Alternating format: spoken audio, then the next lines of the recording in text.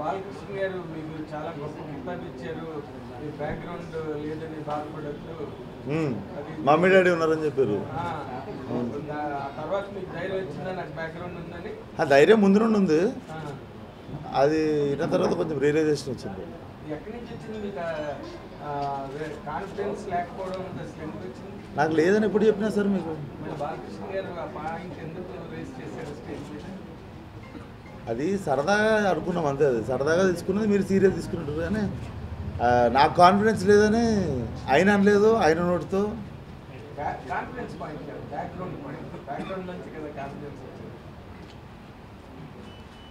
అది సరదాగా మాట్లాడిన మాట సార్, అక్కడ చాలా సీరియస్గా ఏదో మాట్లాడు, అక్కడ ఏదో క్రియేట్ అయిన టాపిక్ అయితే కాదు అది.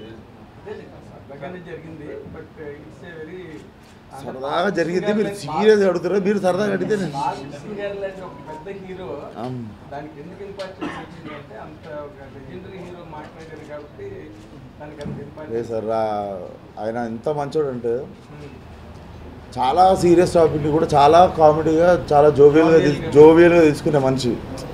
సో మనకి తెలియాలి మనం ఏం సీరియస్గా తీసుకోవాలని. అక్కడ నిజంగా ప్రాబ్లం ఉన్నప్పుడు మనం సీరియస్ తీసుకోవాలి. ఆ ఈవెంట్లో వైరల్ అయింది బాగా, ఆ అంజలి గారిని ఇట్లా చూసేయడము అవన్నీ బాగా తిరుగుతున్నాయి. అసలు ఏం జరిగింది వంశీ? మీరు కూడా ఉన్నారు పక్కన స్టేజ్, దాని వెనక ముందు వీడియో చూసుకుంటే మిగిలిన వాళ్ళు సరిపోతుంది. ఇప్పుడు మన ముగ్గురు నలుగురు ఉన్నాము మాట్లాడుతూ, ఇప్పుడు విశ్వకు మీరు మాట్లాడుకుంటారు అనుకోండి, మిమ్మల్ని జరగమని నేను చెప్పే మీరు వినలేదు. విశ్వకు మీకు మంచి రిలేషన్ ఉంది, క్యాజువల్గా వెనక్కన్నారు, అది జరిగింది అక్కడ. దాన్ని కాంట్రవర్సీ చేయాలని ప్లాన్ చేసి కాంట్రవర్సీ చేసిన వాళ్ళ గురించి మీరు ఎందుకు దానికి ఇంపార్టెన్స్ ఇస్తున్నారు?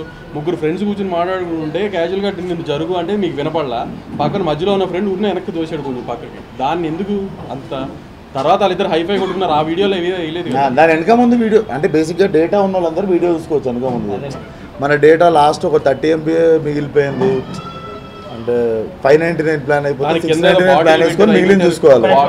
బాటిల్ పెట్టారు, అవి పెట్టారు, అసలు సీజీలో పెట్టారు, అవన్నీ అక్కడ ఏం లేవు. అక్కడ ఆ కింద ఏమీ లేవు అసలు. అక్కడ ఈవెంట్ చేసింది నేను కదా, నాకు తెలుసు కదా, కింద ఏమి లేవు, సీజీలు చేస్తున్నారు అవి కూడా. గ్యాంగ్స్ ఆఫ్ గోదావరి 2కి వాళ్ళే సీజ్ చేసేది, మేము వెతికి పట్టుకున్నాం ఆ సీజ్ చేసిన. గ్యాంగ్స్ ఆఫ్ గోదావరి గురించి మాట్లాడదామా sir? Gangs of Godavari trailer చూస్తే ట్రైలర్లో కొంచెం లోకల్ లాంగ్వేజ్ అంటే ఎక్కువ ఉన్నాయి. డైలాగ్స్ అది ఓన్లీ ట్రైలర్ కోసం కట్టేసి సినిమా అంటారు. రేపు పొద్దున్న సినిమా రిలీజ్ సార్, మీకు డైరెక్ట్ చెప్తున్నా. డొమెస్టిక్ కాపీ, ఇంటర్నేషనల్ కాపీ రెండు ఉంటాయి కదా. నేను నిన్న నైట్ డొమెస్టిక్ కాపీ చూసాను. డొమెస్టిక్ కాపీలో మాట్లాడుతున్నా కదా అని ఒకటి ఉంది కదా ట్రైలర్లో, దానికి డొమెస్టిక్ కాపీలో ఏముంటుందంటే ఏదో నాయలా మాట్లాడుతున్నా కదా మింగే అని ఉంటుంది. అండ్ యూఎస్ కాపీలో ఏముంటుందో అది ట్రైలర్లో ఉన్నది ఉంటుంది. అండ్ ఉన్న మూడు మాట్లాడదాం. యువ నాయకుడు, నా నాయకుడు అన్నది ఇంకోటి ఉంది కదా, దానికి మ్యూట్ వేసాను. అండ్ ఇవి రెండు కాకుండా ఇంకేముంది,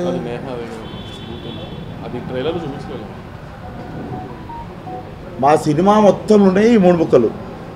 దీనికి మించి గేమ్ ఉండదు. మాకు యూబై సర్టిఫికేట్ ఎందుకు వచ్చిందంటే నిన్న సాయంత్రం లాస్ట్ మంచిగా మిక్సింగ్ అయిపోయిన కాపీ ఒకటి మేము చూసుకున్న తర్వాత నేను మిస్అండర్స్టాండ్ చేసుకున్నది గ్యాంగ్స్ ఆఫ్ గోదావరిని మీకు చెప్తాను.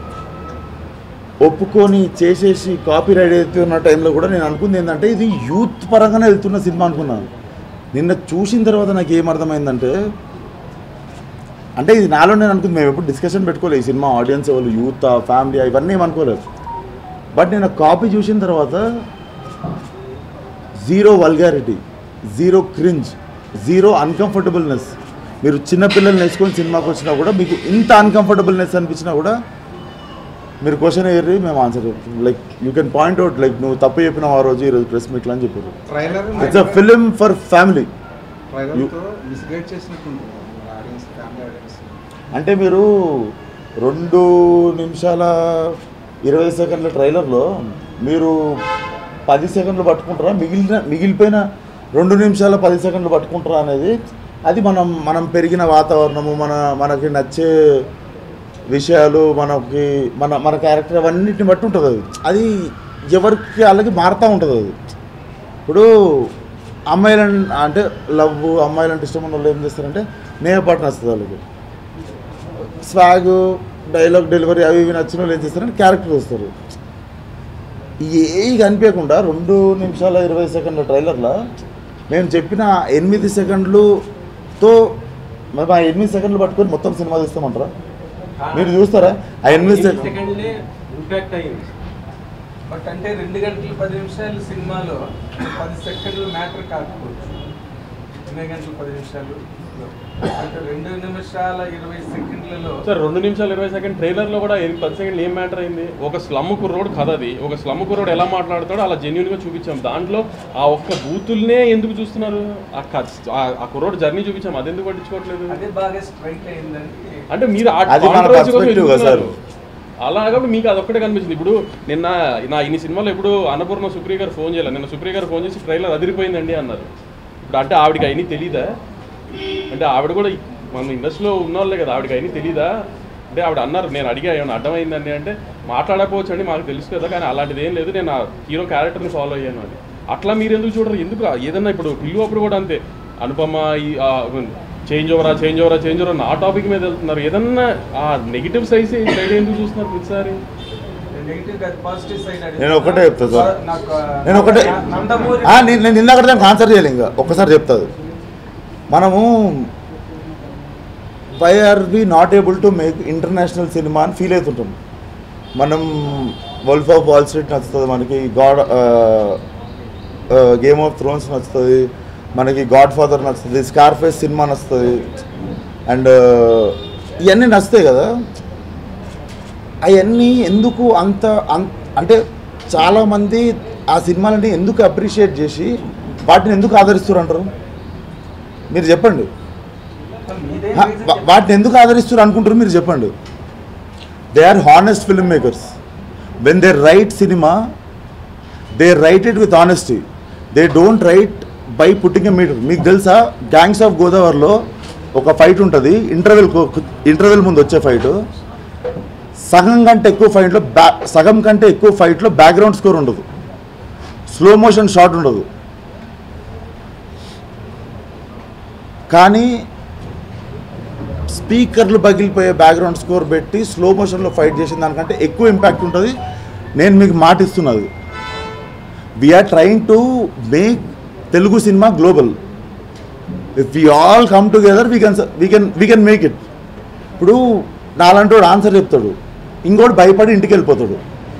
చేద్దామా ఇంటికి వెళ్ళిపోదామా, తెలుగు సినిమాని పైకి తీసుకోదామా, లేకపోతే మనం ఈ పట్టుకుందామా? మీరు అది చెప్పారు. No I'm telling you, film making is evolving. Let's not gill. 20-30 రోజుల నుండి థియేటర్లు ఖాళీగా ఉన్నాయి.